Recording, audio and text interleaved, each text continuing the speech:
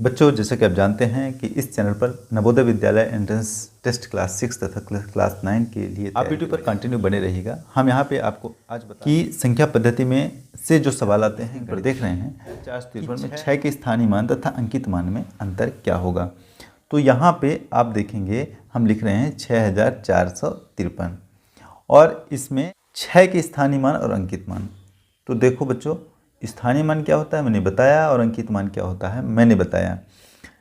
इकाई, दहाई, सैकड़ा, हजार, यहाँ पे 1000 से गुना करेंगे 6 का, तो 6 का मतलब 6000 हो जाएगा स्थानीय मान इसका।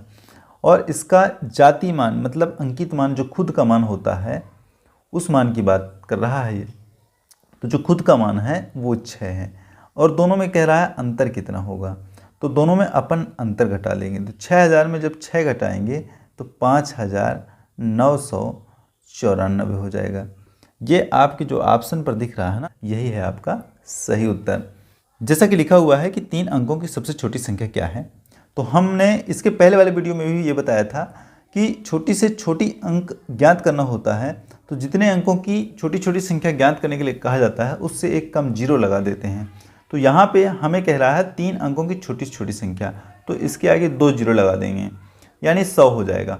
आप देखेंगे स्क्रीन पर जो ऑप्शन नंबर 3 दिख रहा है वही आपका करेक्ट आंसर है। फिर आगे चलेंगे, 5 की घात 0 का मान क्या होगा। ये स्क्रीन पर देख लीजिए लिखा है। तो 5 की घात 0 का मान माने किसी भी संख्या में अगर मान लो x कोई संख्या है और इसकी घात 0 लगा है तो उसका मान हमेशा 1 होता है। तो 5 की घात 0 का मान हमेशा 1 होगा।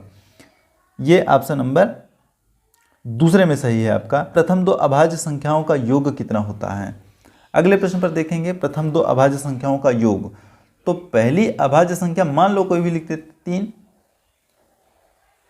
और 5, तो 5 3 8 हो जाएगा। अब देखेंगे 2 और 3, 5 हो रहा है और 1 और 2 3 हो रहा है।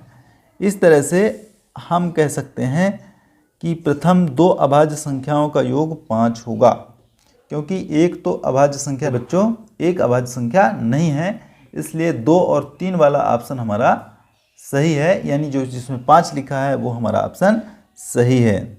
वह संख्या अभाज्य संख्या बताइए जो सम और अभाज्य हो। जैसे आपके स्क्रीन पर जो प्रश्न दिख रहा है उसमें वह अभाज्य संख्या बताइए जो सम और अभाज्य हो।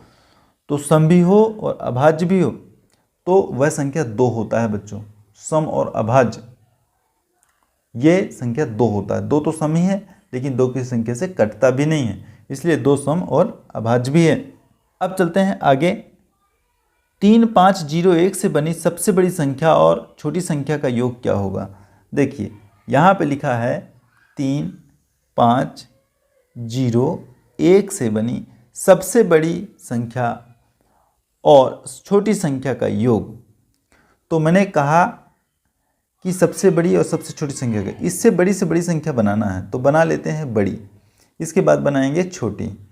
तो जब बड़ी बनाते हैं तो सबसे बड़े अंक को पहले लिखते हैं, उससे छोटे को पहले लिखते हैं, फिर उससे छोटे को, फिर उस सबसे छोटे को। ये बड़ी से बड़ी अंक हो गया। अब छोटी से छोटी अंक क्या होगा। 0 को पहले नहीं लिखते हैं, 1 लिखेंगे, इसके बाद 0 लिखेंगे, फिर 3 लिखेंगे, फिर 5 लिखेंगे। अब हमसे कह रहा है कि इसका योग क्या होगा। तो 5 4 3 5 और 1 6, 6345 ये आपके ऑप्शन नंबर 1 पर लिखा हुआ है।